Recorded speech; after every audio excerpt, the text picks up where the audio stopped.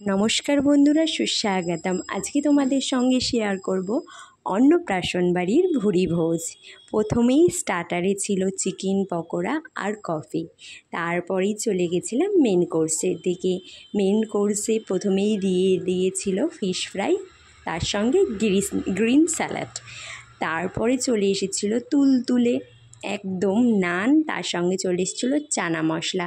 টক মিষ্টি ঝালের একটা অসম্ভব সুন্দর ফ্লেভার ছিল। তারপরে চলে এসেছিল শো স্টপার চিকেন বিরিয়ানি, তার সঙ্গে চলে এসেছিল চিকেন কষা।